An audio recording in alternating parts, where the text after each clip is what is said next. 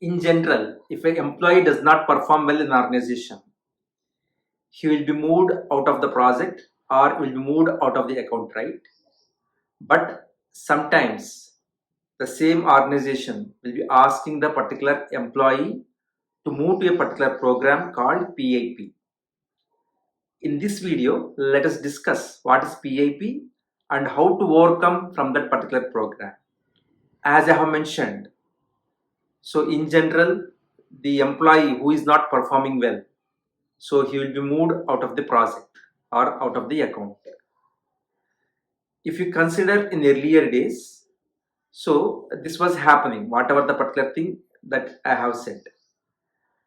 The particular PIP program comes into picture only when the particular employee attitude is not good. Then only he was asked to move into the particular PIP program. So what is this PIP program actually? PIP program is Performance Improvement Plan. This program is intended to move the particular employees who are not performing well in the particular organizations, so that they do have a structured program, a stringent program where they can always undergo through that program. They can improvise their skills and they can again come back to work and they can improvise the work as well. That is the actual plan of the program.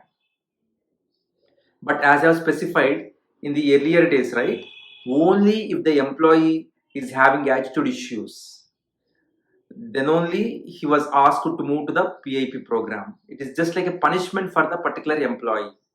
If he is not performing well, they were used to ask the employee to move out of the project itself, which is a better practice always.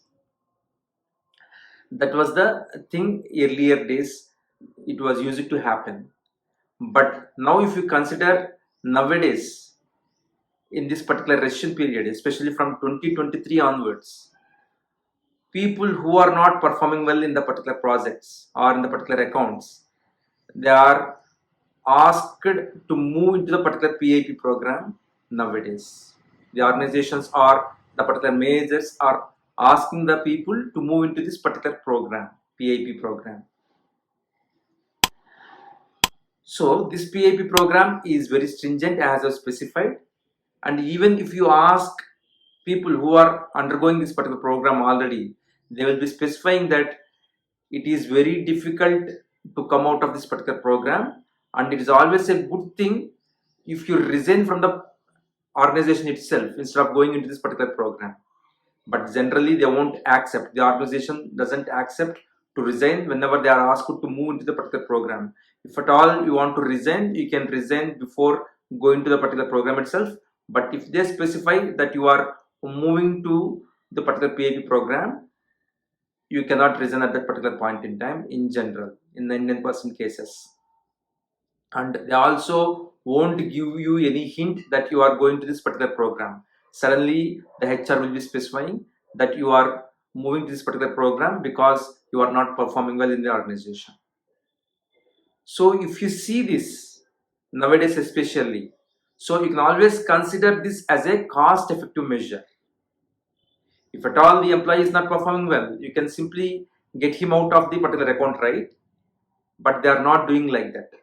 They are moving into the particular PIP program where they are asking, if at all you can improvise and come back into the account.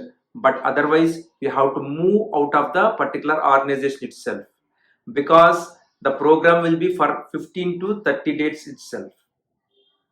So we can always consider it as a cost cutting plan, because if at all you send the employee out of the account, again he will be moving to bench and he can always survive for 3 months. The organization has to pay for 3 months. So if they send to the particular PIP program, they also know very well that it is very difficult program and it is very difficult for the particular employee to cope up with the particular program and to come back into the account. So intentionally they will be sending into the particular program so that within 1 month itself they can get rid out of that particular employee. So we cannot say anything, because that is the step that has to taken by the particular organizations, whether it is correct or not, because they do have that option as well. They are implementing that particular option. So now let us discuss, if at all a particular employee goes to that particular PIP plan, PIP program, how to come out of that particular PIP program. So here, in order to complete a particular program successfully, you have to follow 3 steps, whatever I am going to discuss right now. The first thing is that we have to understand the program well. As I was specified, the PIP program is a structured program, right? So each and every week you will be having certain tasks where you have to complete. So you have to understand whatever the task that has been given, and you have to plan accordingly. Then only you will be able to complete that particular program. So don't panic first of all. So try to understand what are the particular things that have been given over there. Try to complete those things within the timelines and within the deadlines that they have provided over there. That is the first thing that you have to do. And secondly, please be proactive. So what do you mean by proactive? So proactive here in this sense, whatever the tasks that have been given and what are the deadlines that have been given, try to complete always before those deadlines itself.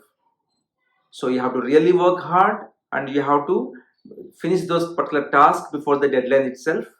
And you can always specify the same thing with your manager or with your HR, so that they will be building confidence on you, and again there will be higher chances that you can always move back into the particular account. That's why you should be proactive. That is the second step that you have to always follow, right? And the third step is that please be communicative with your manager or with the particular HR. Please always maintain good communication. Please always maintain good rapport with the manager or with the HR. So whatever the task that you are doing, right? So as you are already proactive and as you are already trying to complete the task within the timelines and within the deadlines.